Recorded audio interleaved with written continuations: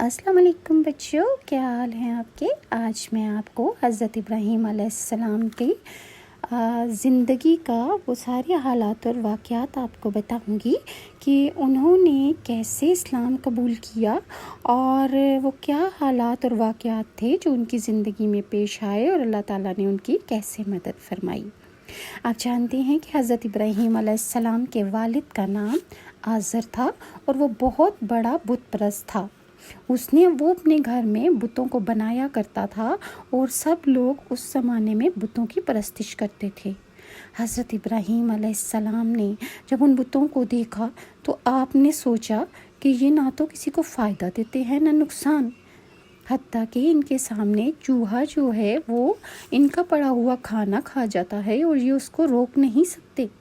حضرت ابراہیم علیہ السلام نے لوگوں کو بتوں کی پوجا سے منع فرمایا۔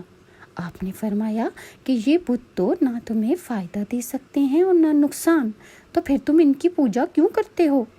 آپ نے لوگوں سے فرمایا کہ یہ بت تو اپنے اوپر بیٹھی ہوئی مکھی بھی نہیں اڑا سکتے، پھر تم لوگ ان کی پوجا کیوں کرتے ہو؟ اس بات پر لوگوں کو بہت غصہ آیا۔ انہوں نے کہا کہ ابراہیم، تم ہمارے بتوں کو برا کیوں کہتے ہو؟ انہوں نے آپ کے والد آزر سے بھی شکایت کی۔ آپ نے اپنے والد سے فرمایا کہ آپ اس بت پرستی سے باز آ جائیں۔ یہ بت تو نہ اپنے اوپر بیٹھی مکھی بھی نہیں اڑا سکتے اور نہ آپ لوگوں کو کوئی فائدہ دے سکتے ہیں تو نہ نقصان، اس لیے میں ان کی پوجا نہیں کروں گا۔ اس پر آپ کے والد بہت برہم ہوئے۔ ایک دفعہ کا ذکر ہے کہ اس قوم کے لوگ جو تھے، جو جتنے بھی بت پرست تھے، وہ سب کے سب کسی میلے میں گئے۔ حضرت ابراہیم علیہ السلام بت کدے میں گئے۔ آپ نے سارے بتوں کو توڑ ڈالا اور ان کو ملیا میٹ کر ڈالا۔ سب لوگ جب واپس آئے اور انہوں نے اپنے بتوں کی یہ حالت دیکھی تو انہیں بہت غصہ آیا۔ انہوں نے حضرت ابراہیم علیہ السلام سے پوچھا کہ یہ کس نے کیا ہے؟ آپ نے ایک بڑا بت ثابت چھوڑ دیا۔ آپ نے فرمایا کہ یہ بڑا بت جو ہے یہ اس نے سب کچھ کیا ہے، اس سے پوچھو کہ اس نے ایسا کیوں کیا۔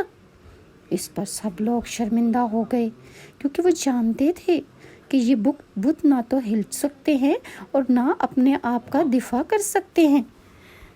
پیارے بچوں، یہ سن کر لوگ بہت شرمندہ ہوئے، بٹ وہ حضرت ابراہیم علیہ السلام پر بہت غصہ بھی ہوئے۔